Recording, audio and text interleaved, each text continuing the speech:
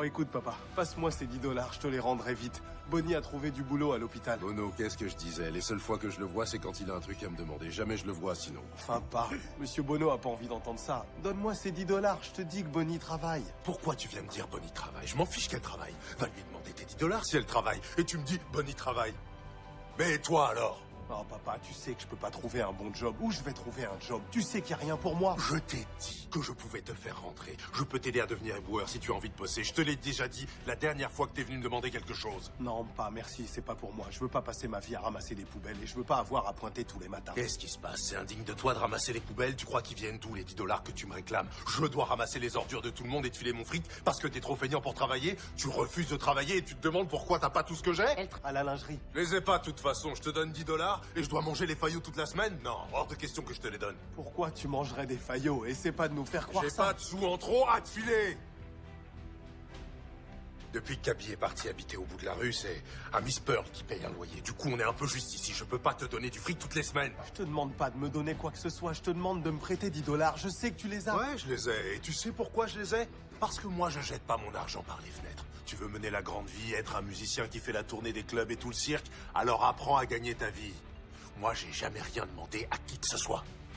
J'ai passé trop d'années sans un rond. Toi et moi, on est différents. J'ai tiré des leçons de mon erreur, j'ai appris à faire ce qu'il fallait. Toi, t'essayes toujours de tout avoir sans rien faire. La vie, elle te doit rien. C'est toi qui lui dois tout.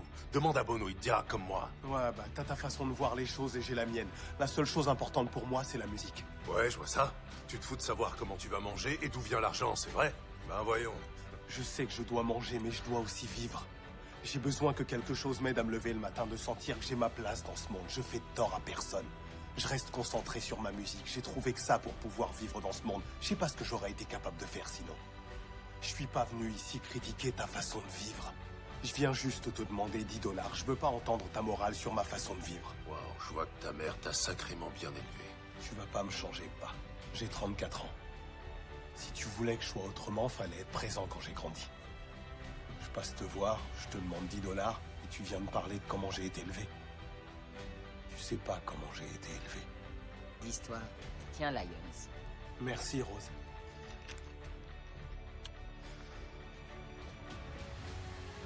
Allez, faut que j'y aille, un de ces quatre. Eh, une minute. Tu dis, merci Rose, mais tu te soucies même pas de savoir d'où viennent ces billets. Tu vois comment on me traite, Bono. Je sais que c'est toi qui lui as donné, pas. Merci, je te le rendrai plus tard. Arrête tes salades. D'ici à ce que tu me rendes ces 10 $, tu m'en devras 30 de plus. Au revoir, monsieur Bono. Salut, Lions. Merci bien, pas. Un de ces quatre. Je sais pas pourquoi ce garçon se trouve pas un travail pour prendre soin de sa femme. Ça va, ça va. Oh, Seigneur.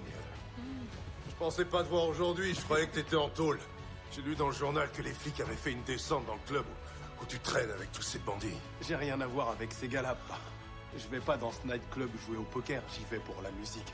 J'ai rien à voir avec tous ces flambeurs. Il y a de la super musique là-bas. Il y a des voyous, c'est ça qu'il y a. Comment ça va, monsieur Bono? Salut, Rose. J'ai vu que tu passais en concert au Crawford Grill ce soir. Pourquoi t'es encore venu sans Bonnie? Je te l'ai dit de nous amener Bonnie. Ça fait un siècle qu'on l'a pas vue.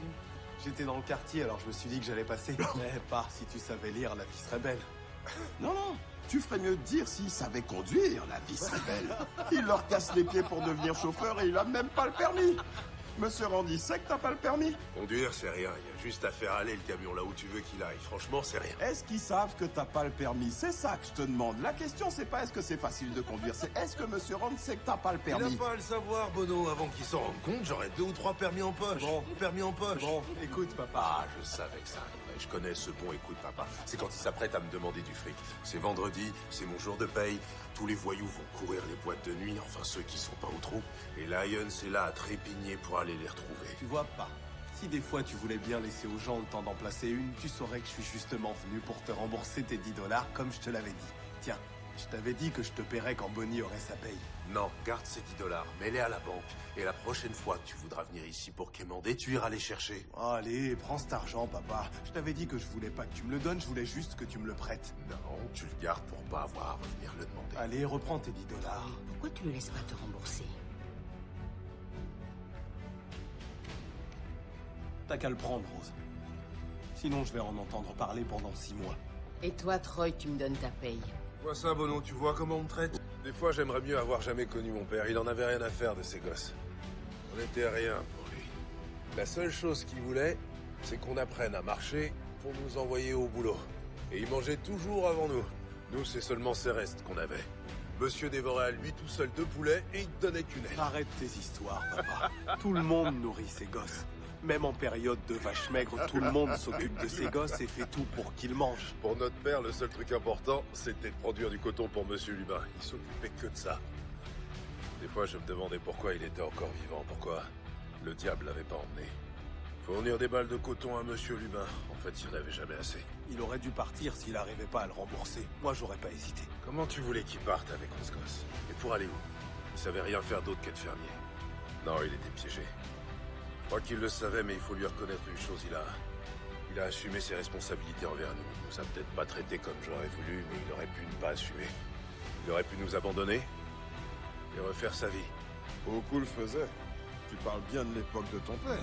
Ils poussaient la porte de chez eux, ils partaient à travers champs et ils arrêtaient pas de marcher. Ouais, voilà, c'est ce que j'aurais fait. Et ils marchaient jusqu'à ce qu'une occasion se présente.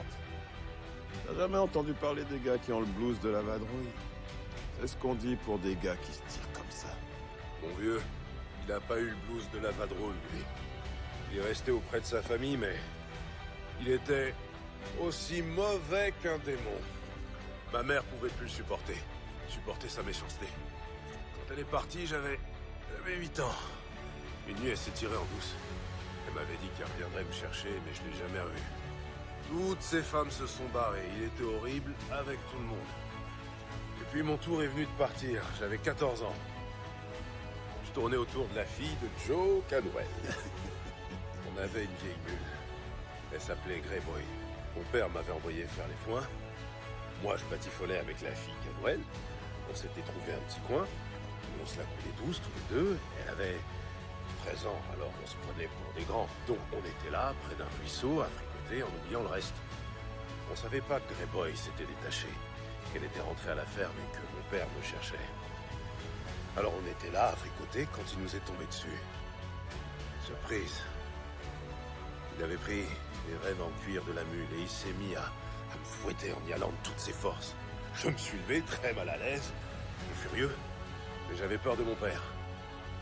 Bon, comme j'avais pas envie qu'il me fouette, naturellement, j'ai filé à toutes jambes. Je croyais qu'il me battait parce que j'avais pas bossé.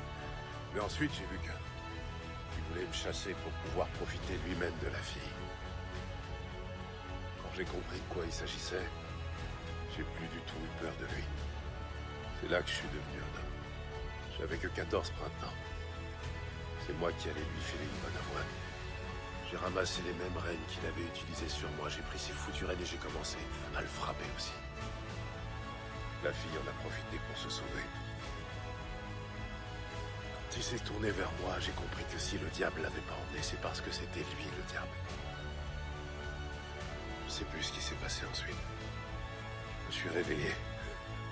Allongé près du ruisseau et Blue, un vieux chien qu'on avait, me léchait la figure. J'avais mes yeux qui étaient tout gonflés. J'ai cru que j'étais aveugle. Je voyais rien du tout. J'étais allongé là et je pleurais.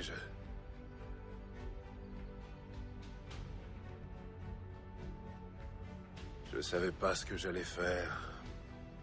Mais je savais que le moment de quitter la maison de mon père était venu. D'un coup, le monde devenait gigantesque. Il m'a fallu un bout de temps avant d'arriver à me faire à lui. J'ai réussi à comprendre qui j'étais, en sentant mon père battre dans mes veines, et j'ai su que la seule différence entre lui et moi, c'était notre âge. Mais... j'espère qu'il est mort.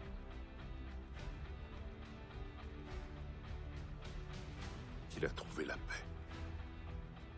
C'est une sacrée histoire, pas. Je savais pas que t'étais parti à 14 ans. 14 ans, c'est jeune pour s'en sortir tout seul. Je sais pas ce que j'aurais fait.